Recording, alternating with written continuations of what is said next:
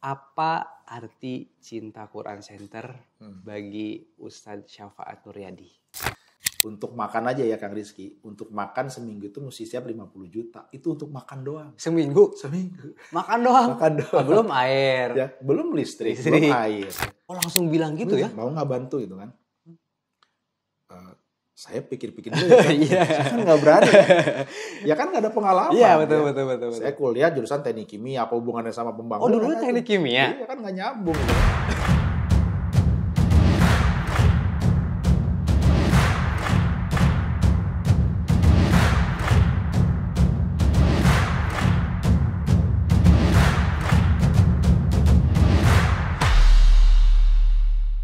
Assalamualaikum warahmatullahi wabarakatuh. Alhamdulillah wassalatu wassalamu ala rasulillah waba'du. Alhamdulillah teman-teman semuanya, sahabat cinta Quran. Hari ini kita kembali lagi di program Ruang Mas Santri. Kali ini kita kedatangan tamu yang sangat spesial, luar biasa sekali. Beliau adalah orang di balik semua kesuksesan Cinta Quran Center dan juga orang di balik semua pembangunan yang ada di Cinta Quran Center. Beliau adalah orang yang sangat luar biasa, penuh dedikasi dan juga penuh dengan integritas. Siapa lagi kalau bukan Ustadz Syafaat Nuryadi. Assalamualaikum warahmatullahi wabarakatuh. Gimana kabarnya Ustadz? Alhamdulillah. Sehat ya, alhamdulillah. Selalu terlihat muda ya. Masya Allah, itu rezeki. Alhamdulillah, awet muda beliau ini ya, pemirsa ya. Alhamdulillah, Ustadz boleh mungkin perkenalkan dulu terlebih dahulu kepada semua jamaah yang ada. Baik, bismillahirrahmanirrahim. Assalamualaikum warahmatullahi wabarakatuh. Sahabat Cinta Quran dimanapun berada, senang banget saya bisa diundang di podcast Ruang Mas Santri. Ruang Mas Santri, ya, betul. Saya Syafaat Nuryadi dan alhamdulillah saya sudah membersamai Cinta Quran Center sejak tahun 2016. Oh, sejak tahun 2016 tadi ya? 2016. Dari udah berapa tahun ya berarti ya? Tanahnya masih kosong. Oh, ini masih kosong tanahnya ya? Rizky waktu itu. Ya, jadi kita masih bisa dengar burung bersaut-sautan. Di sini nih? Masih ada pohon delima. Padahal apaan buah delima? Belum. Pohon delima. Oh, ada delima. Ada pohon rambutan, ada pohon alpukat, kayak ada hutan pohon aja. Jati. Kayak hutan aja ya? Iya, gitu. Jadi itu tempat yang mungkin buat saya di Bintaro ya. Kan kita kalau lihat Bintaro gimana sih kondisinya kan kayaknya megah, mewah, modern di mana-mana. Tiba-tiba ada sebuah tempat di sebuah sisi Bintaro itu ternyata masih asri, ya? Banyak pepohonan dan seterusnya, itu enak banget. Berarti udah sekitar 8 tahun Ustaz ya? Iya. Nah sekarang ini dari 8 tahun dari 2016 sampai 2024, tanah yang tadinya asri, ya, ada pohon delima, ada kolam bahkan dulu katanya, sekarang berubah menjadi suatu pesantren yang menjulang tinggi, megah. Betul. Santrinya juga ada dari Sabang sampai Merauke. Kalau boleh tahu Ustaz, awal mulanya itu gimana Ustaz? Sebetulnya ini hal yang nggak pernah saya duga dan saya sangka ya. Latar belakang saya di dunia profesional, kantoran gitu. Oh, dulunya kantoran. Sama sekali nggak kebayang kok bisa akhirnya ada di tempat yang mulia ini kan. Dan saya juga nggak nyangka bisa terpilih untuk ngurusin ini dari mulai awal sampai dengan sekarang masih berjalan. Di awal banget ya dulu ya. Betul. Ya mungkin bisa dibilang hidayah mungkin ya gitu ya. Karena memang ini semua perjalanan hijrah sebetulnya sih Kang Rizky. Jadi saya di dunia perkantoran, dunia pekerjaan yang mungkin setiap hari kita hanya mikirin urusan dunia ya. Berangkat kerja, yang ngurusin kerjaan, yang pulang kerja masih ngurusin kerjaan lagi, terus tiap hari seperti itu. Yang akhirnya mungkin ibadah kita hanya sekedarnya saja. Yang penting udah sholat udah beres lah. Kesana kayak udah keren, udah lengkap kalau udah sholat gitu kan. Nah, tanpa banyak hal yang sebetulnya harusnya bisa kita lakukan sebagai seorang manusia gitu. Nah waktu itu ya, karena dari kantoran tuh 2016 ya. Itu waktu itu dipilih sama siapa nih untuk menjadi tanggung jawab di Cinta Quran Center ini tuh waktu itu? Ya tadi tuh ya, itu mungkin dampak atau output dari kita mendapatkan pertolongan Allah ya. Memang awalnya saya belajar ngaji dengan Ustadz Fatih Karim. Jadi beliau guru saya ya. Dan banyak hal-hal yang ternyata nggak saya dapati pada saat saya belajar dengan beliau. Dan saya tahunya baru saat itu gitu. Ternyata kalau saya flashback, sepertinya banyak hal-hal yang saya langgar gitu dalam keseharian saya gitu. Ternyata ya. Pantes kok kayaknya sering ya kalau kita cocokologi ya, sering ada kesulitan, banyak hal yang mungkin kita rasa berat gitu kan. Terus kayaknya kok begini-begini aja gitu ya. Nah itu juga mungkin dampak dari jauhnya saya dengan agama pada saat itu. Ya akhirnya saya belajar dengan beliau banyak hal yang menginspirasi ya. Bahkan salah satu movement terbesar saya adalah meninggalkan dunia itu gitu. Jadi saya meninggalkan dunia profesionalisme saya sebagai seorang karyawan ya, saya tinggalkan kemudian bengong habis gitu. Karena nggak ada nggak ada gambaran ke depan gimana gitu ya. Mau ngapain ya? Jadi yang ada dalam bayangan saya itu adalah ini hal yang tidak baik, tidak benar, dan saya sudah tahu itu, ya tinggalkan aja dulu gitu. Tinggalin aja pokoknya. Nanti ya udah, kalau orang Sunda bilang kumangkewe lah. Kumangkewe lah, bukan kayak kumaha gitu ya. Jadi ya sudah gitu kan. Saya dapat pesan dari beliau ya, dari Ustadz Fatih Karim bahwa gak usah khawatir pada saat kita berusaha mendekat kepada Allah, nanti Allah yang akan memperjalankan kita sesuai dengan apa yang Allah tentukan buat kita gitu. Itu dalam banget. Dalam banget ya. Nah, saya bicara sama istri gitu kan, gimana? Ya sudah, kalau itu keputusan kamu ya aku siap untuk untuk terus jalan bareng-bareng. Berarti gitu. Istri juga support ya? Support. Berarti istri itu penting teman-teman ya. Jangan salah pilih makanya tadi ya. Itu berat banget Kang Rizky maksudnya perjalanannya. Artinya begitu kita punya sesuatu tiba-tiba kita tinggalkan begitu saja tanpa kita tahu setelah ini kita akan ada di mana mau ngapain. Ya itulah ya dalam beberapa waktu sebetulnya nggak langsung sih, nggak langsung saya resign terus tiba-tiba ini nggak gitu kan. Gitu ya? Ada perjalanannya dulu gitu kan. Allah juga nggak mungkin ngasih langsung enak kan. Ya, bener gitu. Kan nih hijrahnya ya, jangan-jangan cuma ngomong doang gitu. Tes dulu gitu. Itu 2 tahun Kak Rizky. Lama juga 2 tahun. Jadi saya resignnya 2014, saya baru dipanggil Safati ke sini tahun 2016. 2016. Jadi 2 tahun itu. Itu dalam proses hijrah juga berarti ya. Berjibaku, kemudian sempat berpikir apa balik lagi gitu ya. Sempat berpikir sempat mau balik lagi. Apa saya kerja lagi gitu kan. Tapi ya itulah mungkin godaan-godaan setan gitu kan. Akhirnya saya berazam gitu ya. Sudahlah kalau ini sudah jalan yang diambil, kenapa kita harus kembali ke jalan yang dulu? Kenapa kita harus mengulangi hal yang sama? Ya, udah maju aja terus kan. Maju aja dulu ya. Pasti akan ada masanya gitu. Bahwa kita mendapati bahwa apa yang kita lakukan itu betul-betul ketemu dengan yang nggak pernah kita bayangkan lah. Itu 2016, akhirnya tiba-tiba saya di WA. Terus diminta ketemu, beliau kan memang sering ngisi kajian di Bintaro kan. Saya di WA, kemudian ketemuan. Saya masih ingat ketemunya tuh di restoran Bebek Slamet. Masih ada sampai sekarang? Udah nggak ada. Ya. Jadi panggil ketemu beliau di situ ngobrol. Beliau cerita kalau beliau punya tanah wakaf dan mau dibangun sebuah pesantren. Tolong bantuin Kang pembangunannya. Terus mau nggak bantu? Oh langsung bilang gitu ya? Mau nggak bantu gitu kan? Saya pikir-pikir dulu ya kan, saya kan nggak berani kan? Ya kan nggak ada pengalaman. Iya betul. Saya kuliah jurusan teknik kimia, apa hubungannya sama pembangunan? Oh dulu teknik kimia? Iya kan nggak nyambung gitu kan. Saya pikir-pikir dulu ya saya. Iya. Ya udah nanti kasih kabar gitu kan. Saya pulang, saya pikir apa iya ini nggak salah ya orang kayak saya dikasih amanah kayak begini kan? Maksudnya dengan latar belakang yang bisa dibilang mungkin bukan orang yang soleh lah kira-kira gitu ya.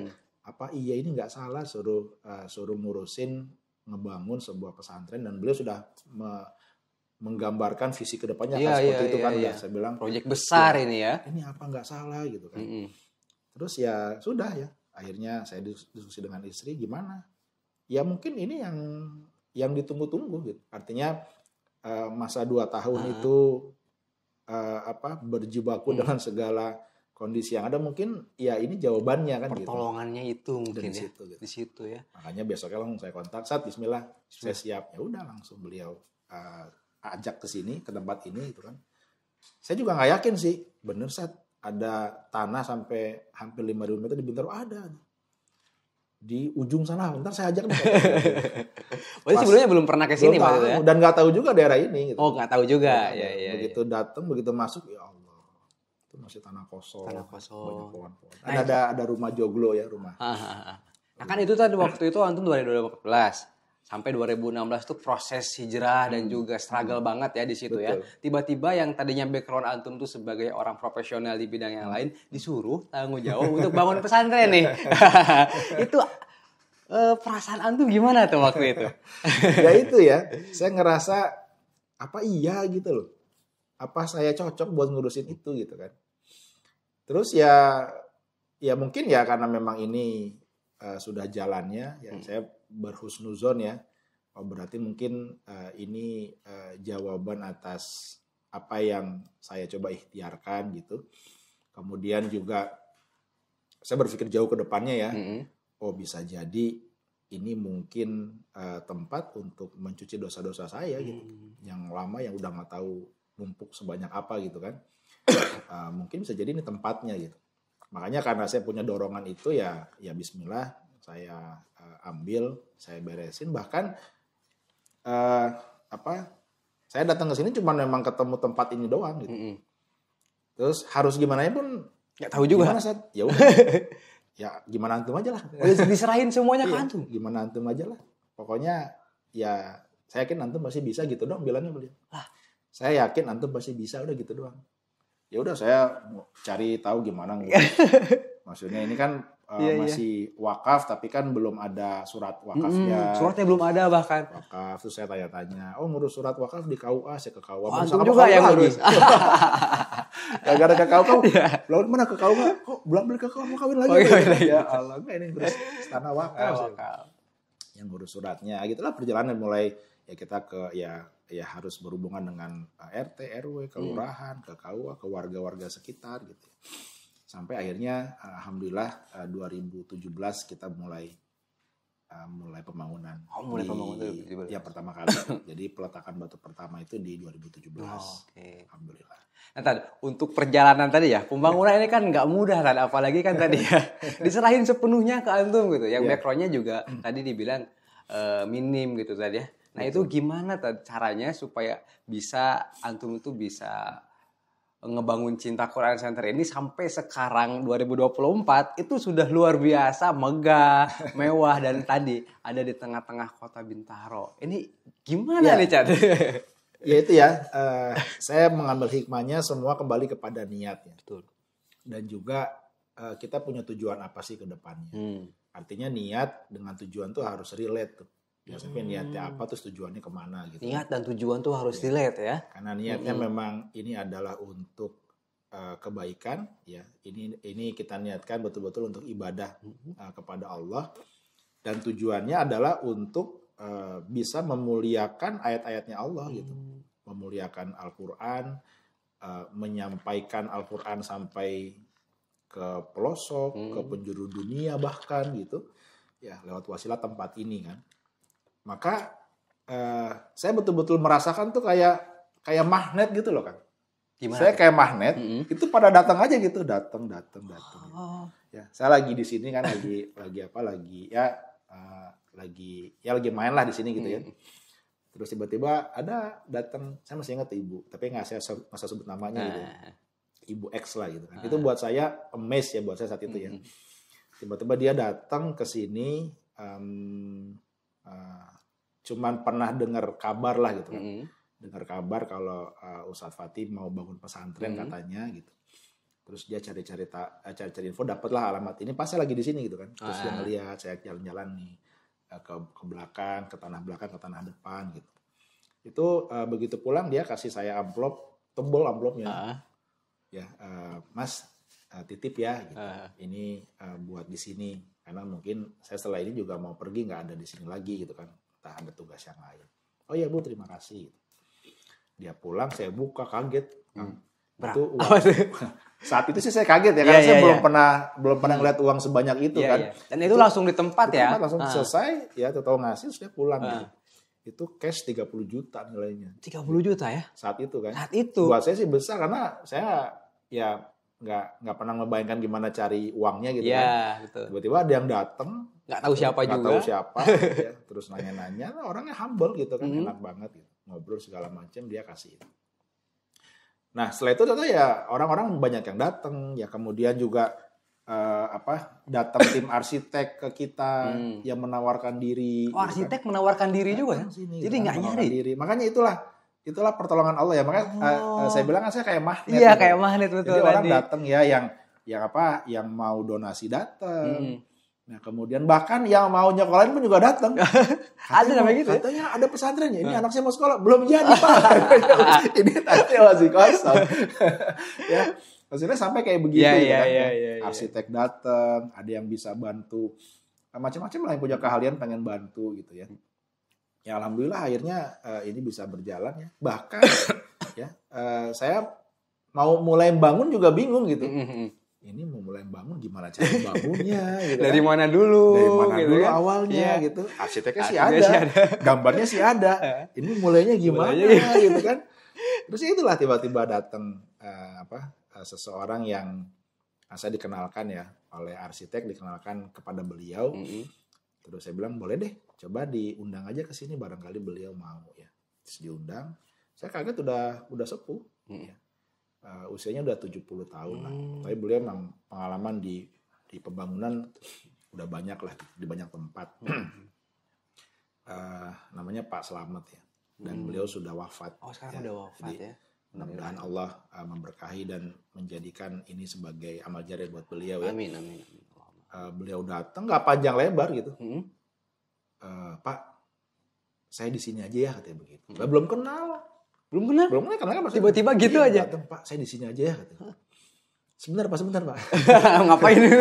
Sebentar Pak. Kita ngobrol dulu Pak, nanti kan cerita segala macam kan. Oke, saya siap, insya Allah saya akan bantu.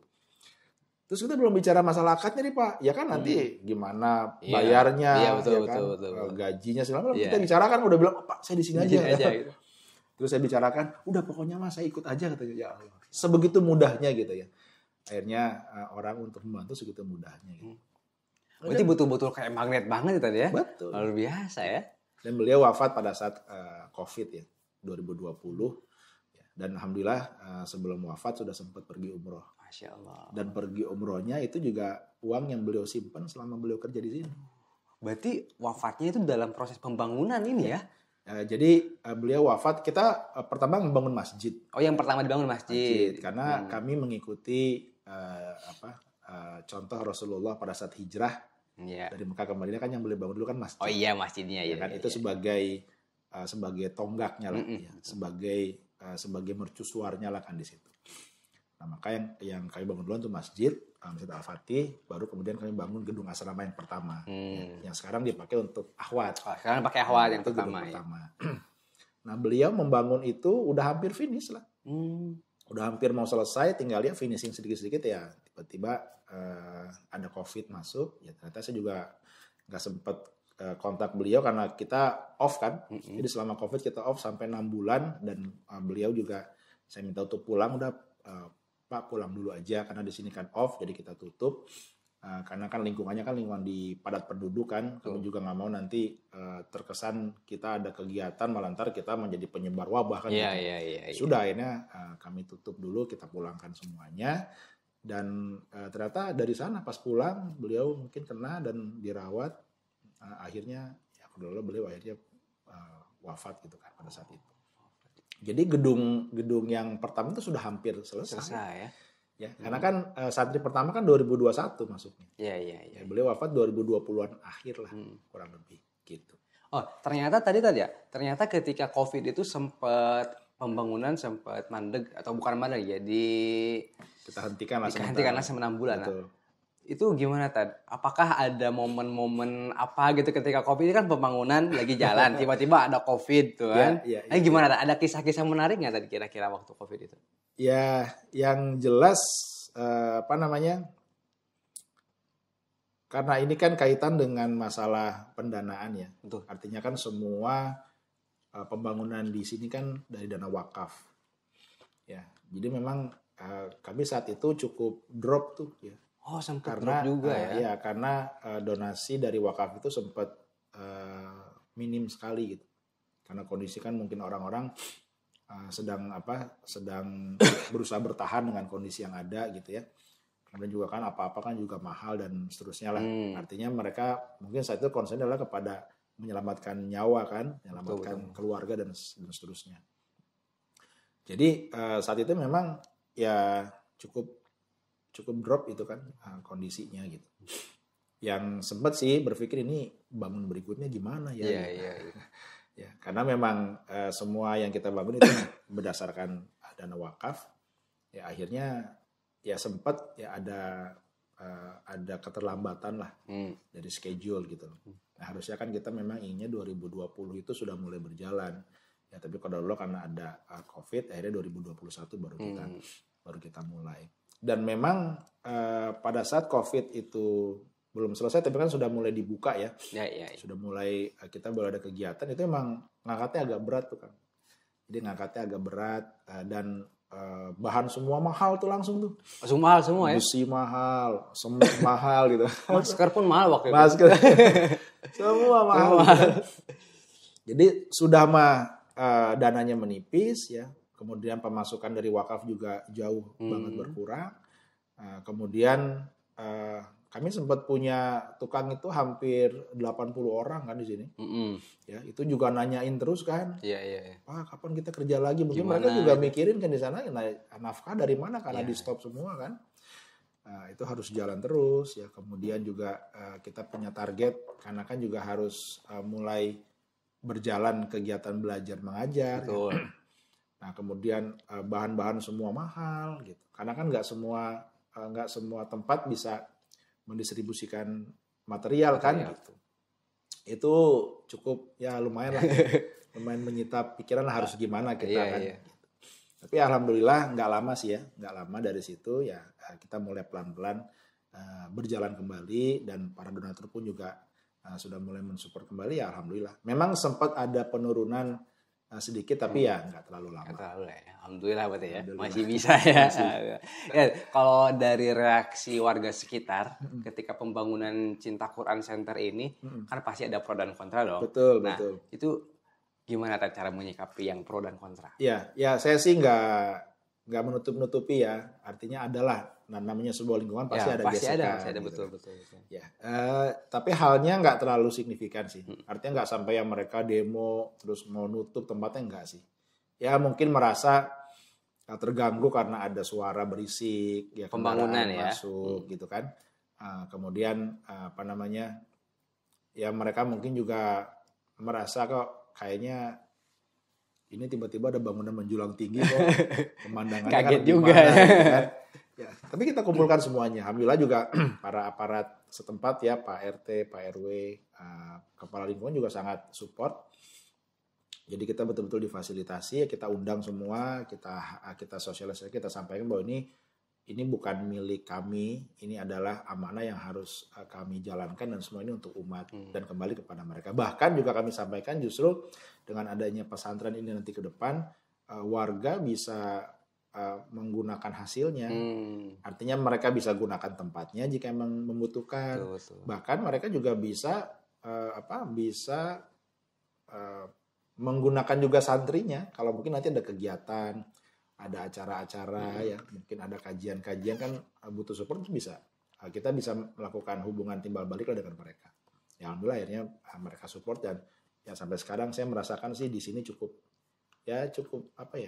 tenang lah. Ya kalaupun ada itu hal yang wajar. Wajar. Pasti ada dimanapun ya. Betul. Dan sekarang juga kayaknya kelihatannya santri juga sudah pada bergerilya nih ke warga-warga sekitar ya.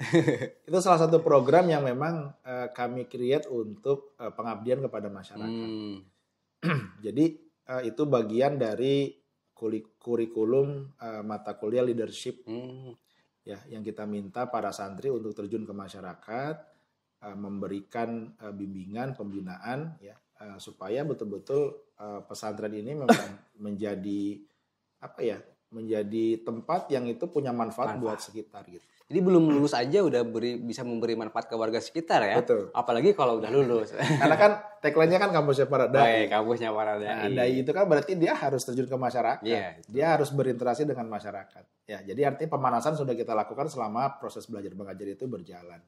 Nanti begitu selesai ya insya Allah mereka sudah punya pengalaman, sudah punya motivasi, ya, punya bahan pelajaran juga. Itu tinggal mereka sampaikan kepada masyarakat. Selanjutnya nih Ted. Selanjutnya, ketika masa pembangunan ini Ted, apakah ada momen yang paling mengharukan gitu buat antum gitu Ted, secara pribadi? Ya, yang jelas saya harunya itu justru pada saat santri itu datang. Wah, santrinya datang justru ya? Itu apa ya? Itu rasanya kayak apa ya? Kayak gimana tuh? Nggak tahu deh. Jadi pas ngebangun selesai kayaknya iya sih ada rasa kayaknya alhamdulillah ya. Cuma kalau nggak ada santrinya ini selesai gitu kan. Tapi begitu santri pertama datang, wah itu bilang ini ternyata ya. Terus mereka di sana apa ya? Mereka belajar, mereka baca Quran gitu kan. Saya cuma mikir mudah-mudahan saya ikhlas ya di jalan ini ya gitu. Karena saya khawatirnya kalau saya nggak ikhlas itu nggak jadi pahala buat saya gitu loh. Ya kan? Coba bayangin ya. Berapa jumlah huruf yang santri baca setiap hari? Kita bicara huruf aja. Kalau satu huruf itu 10 kebaikan itu berapa juta kebaikan kan gitu. Ya kan? Terus kalau saya nggak ikhlas itu kan hilang semuanya. Yang sebetulnya itu bisa kita dapatkan tanpa kita harus lakukan itu kan. Kita nggak harus baca Quran, tapi kita dapatkan pahalanya.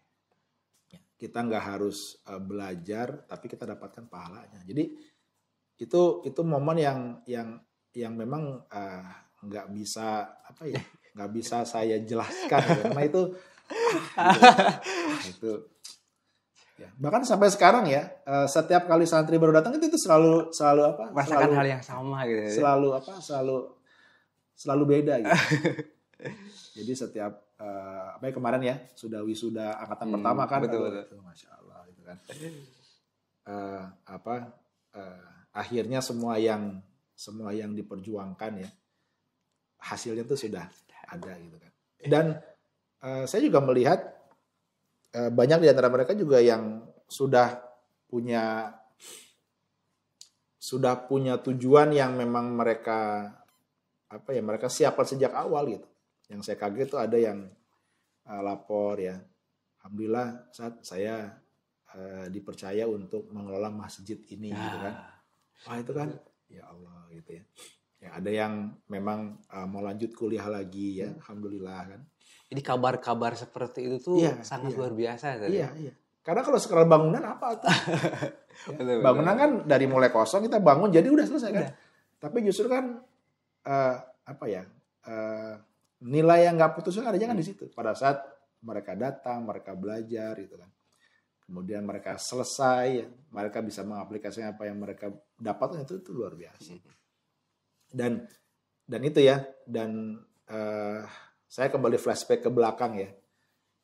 Berarti yang tadi saya sampaikan ke Kang Rizky ya, bahwa niat ini untuk ibadah ya, dan mungkin ini tujuannya adalah ya bisa jadi lewat perantara mereka Allah hapuskan dosa-dosa saya sebelumnya kan. Ya itu aja ya yang jadi bayangan buat saya dan terus saya jaga gitu kan supaya saya bisa terus kasih yang terbaik di sini gitu. Karena kalau itu nggak dijaga kan biasanya udah selesai kok. Santri udah keren-keren kok. Akhirnya kan kita jadi sombong gitu kan. Nah itu yang selalu saya jaga supaya apinya nggak padam dan saya masih bisa memberikan yang terbaik buat tempat ini. Gitu. Insya Allah ya. Semoga Allah balas semua kebaikan Anda tadi ya. Oke, next nih CKIC secara pembangunan alhamdulillah sudah selesai, hampir selesai. Next CKIC akan seperti apa? Ya, jadi pembangunan sudah selesai, ya santri juga sekarang sudah angkatan yang keempat ya, alhamdulillah ya. Dan kita masih punya PR sebetulnya untuk menjadikan pesantren ini bisa mandiri. Iya. Karena semua santri di sini kan full beasiswa. Ya, Ya. betul. Mereka disupport oleh para orang tua asuh. Ya. Jadi sangat terbuka kesempatan nih bagi yang mungkin ada kelebihan rezeki, ya, yang itu ingin menjadi bagian dari menjadi orang tua asuh itu sangat terbuka lebar. Sangat terbuka sekali ya. Ya. Karena tadi ya,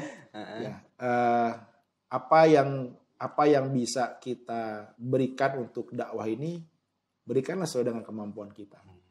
Ada yang mampunya dengan tenaga, berikan dengan tenaganya. Ya. Ada yang mampu dengan pikiran, berikan dengan pikirannya. Ada yang mampu dengan harta, berikan dengan hartanya gitu. Nah, maka saya selalu menyampaikan kepada sahabat-sahabat di luar sana bahwa ini kendaraan sudah ada nih. Tapi kan kalau kita ibaratkan mobil, kan perlu bensin, Kang Rizky. Ya betul, bensin perlu lah pasti. Maaf ya, batuk. Jadi ya ini kendaraan sudah ada, kendaraannya juga canggih gitu ya. Ya mungkin kalau mobil sekelas Ferrari lah gitu ya. Tapi kan dia butuh bahan bakar. Bahan bakar betul. Gitu.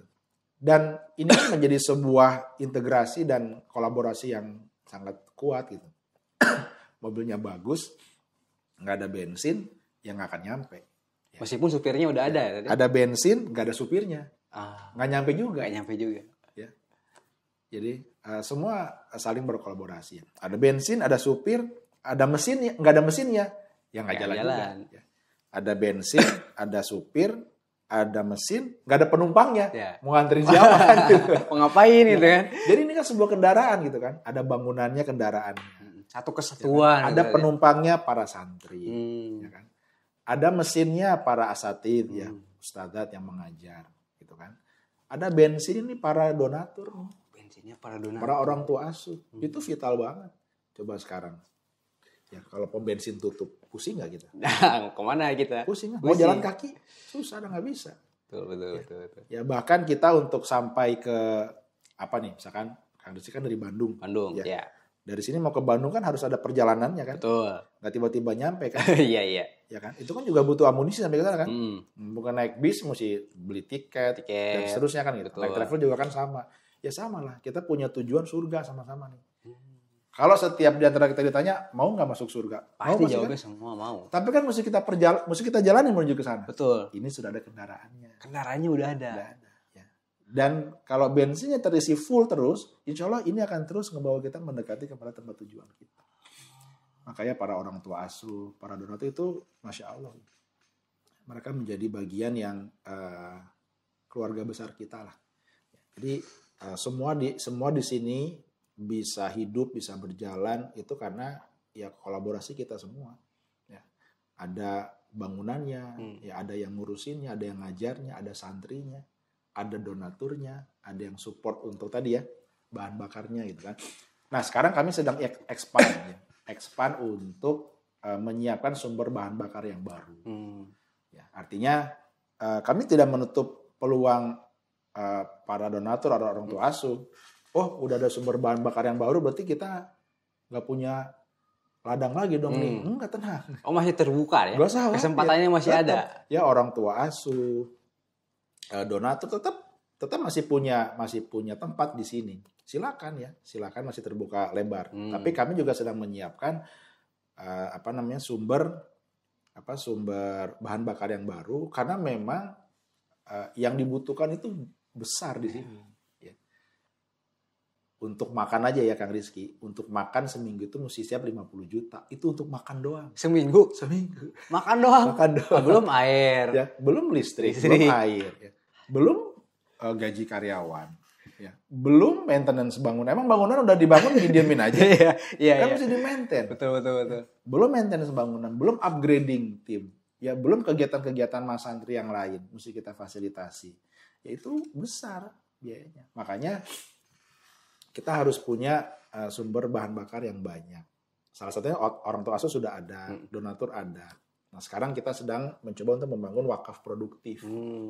Supaya betul-betul CKC ini bisa mandiri. Ya, kenapa? Karena bukan cuma santri yang harus diajarin, dibimbing, dibina. Kan para pengajar juga harus di-upgrade. Betul. Keilmuannya mesti ditambah. Kenapa? Semakin pinter gurunya, semakin pinter muridnya kan gitu. Kenapa? Karena kita akan terus meningkatkan kualitas para santri kita jadi di level yang terbaik gitu. Sekarang mungkin lulusan sekarang levelnya mungkin baru 5, nanti akan terus naik 6, 7 sampai seterusnya. Makanya harus di-upgrade juga para pengajar-pengajarnya. Artinya kan kebutuhannya juga akan makin bertambah. Betul.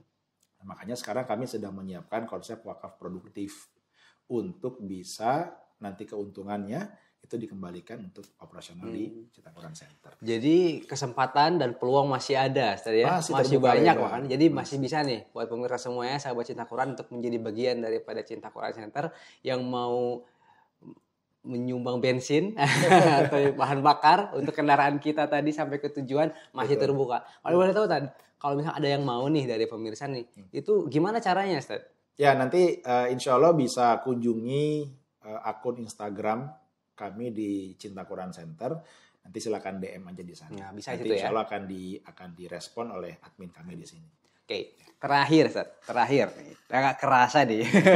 Terakhir pertanyaan dari saya adalah apa arti Cinta Quran Center bagi Ustadz Syafaat Nuryadi?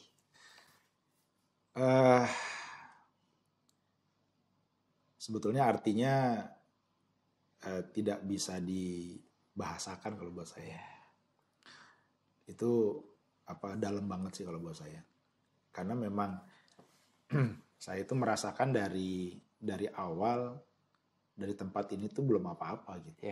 Yang paling tahu lah ya. Itu bedanya bahkan ya saya masih ingat posisi pohon ini ada di mana, yang itu rumputnya gimana sampai gitu kan.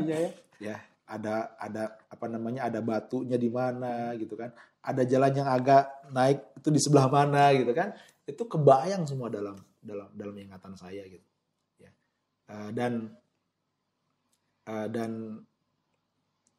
saya mungkin bukan bukan orang yang sempurna ibadahnya kan Rizky. Ya, saya hanya manusia biasa yang ilmunya juga masih jauh dari sempurna ya. Saya cuma khawatir Allah nggak nilai ibadah saya gitu. Itu yang saya khawatirin. Ya saya sholat setiap hari, saya puasa setiap Ramadan gitu kan. Saya berbuat baik dan saya khawatir karena mungkin ilmu saya nggak cukup ya. Saya khawatir amal-amal saya juga itu nggak jadi apa-apa gitu. Jadi amal yang sia-sia gitu. Nah maka ini tempat yang itu mungkin akan menjadi kesempatan saya bisa meraup amal sebanyak-banyaknya gitu. Pada saat mungkin ibadah saya mungkin kurang ya, ilmu saya mungkin juga tidak seberapa gitu kan. Keikhlasan yang saya berikan untuk menjalani aktivitas membersamai tempat ini, saya cuman berharap ya dari para mahasantri itu ada tabungan saya di situ. Ya, saya yakin mereka akan jauh lebih berkualitas karena mereka beramal ditunjang dengan ilmu yang mumpuni kan gitu. Ya, para asatidz ya yang mengajar ilmunya di tempat ini ya. Dan saya menjadi bagian yang membangun tempat ini kan. Mudah-mudahan ilmu beliau juga ada keberkahan yang masuk kepada saya.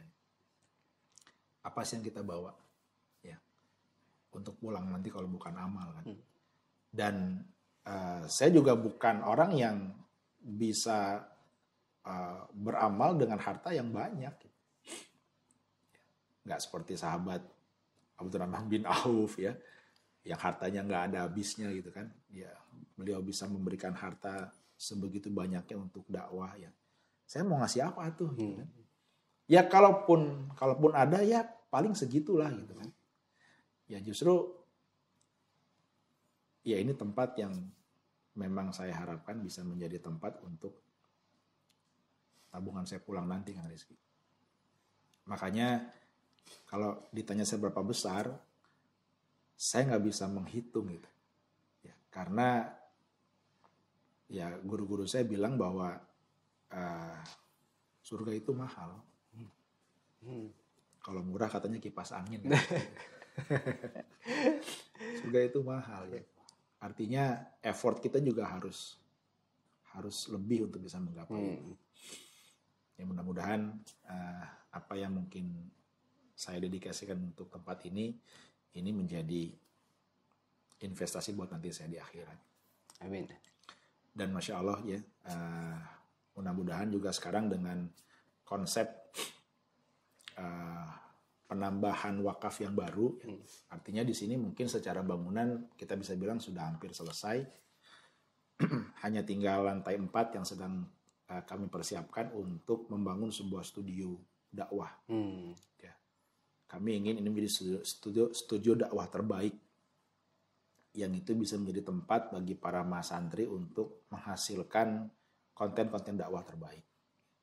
Dan juga menjadi tempat untuk mungkin nanti bisa digunakan oleh pihak-pihak lain, yang itu menjadi sumber pemasukan juga buat kami di sini. Ya. Kami sekarang sudah punya 3 unit bisnis yang ada di sini, yang ini juga sedang dikembangkan untuk nanti keuntungannya mensupport operasional pesantren. Jadi konsep wakaf produktif yang sedang kami kembangkan itu lebih kepada unit bisnis. Ada bisnis juga ya? Iya, itu insya Allah untuk membantu dan membackup kebutuhan operasional yang ada di sini. Di samping tadi ya, samping dari para orang tua asuh, para donatur itu masih tetap ada, mereka tetap punya jatah di situ. Tapi kami juga sedang mengembangkan untuk menjadi backup ya supaya ini bisa terus berjalan dengan baik. Mungkin next kita bisa sharing podcast terkait dengan bisnis tadi ya? Wah, itu bisa boleh. Ya? Seru banget tuh kayaknya. Ya. Okay. Karena para sahabat Rasul itu juga banyak pebisnis. Bahkan Rasul juga kan pebisnis. Iya. Kan? Rasul itu kan berdagang, berbisnis. Itu kan menjadi contoh buat kita semua. Artinya kalau contohnya aja bisnis, ya harusnya kita juga bisa dong. Ya, dan itu akan menjadi sebuah kemandirian. Kenapa? Karena tadi ya, andaikan Cinta Quran Center bisa berlebih dari sisi ketersediaan dananya, kan kami bisa membantu pesantren lain, Kang Rizky. Masih banyak loh pesantren yang jauh dari kondisi normal. Ya. Mereka yang masih makannya itu pakai gorengan, ya. Kadang makan sekarang besok nggak makan, masih ada yang kayak begitu, tempatnya ala kadarnya. Masih banyak kan? Ya. Nah makanya sebetulnya tadi ya konsep CKC ini bukan hanya untuk santri, tapi kita jadi manfaat buat yang ada di sekitar kita. Artinya ya kalau nanti dari wakaf produktif ini itu kita bisa mendapatkan nilai lebih, kami bisa sharing kepada yang lain. Ya, bantu pesantren yang lain. Kenapa? Karena kita saling bekerja sama buat menghasilkan para dai-dai, bukan cuma di sini, tempat lain kan juga bisa kita bantu. Semakin banyak dai yang dihasilkan, artinya semakin banyak kesempatan buat Islam bisa tersebar dan makin banyak lagi hidayah yang bisa kita hantarkan. Terakhir banget nih, mohon maaf terakhir banget, singkat ya, terakhir banget.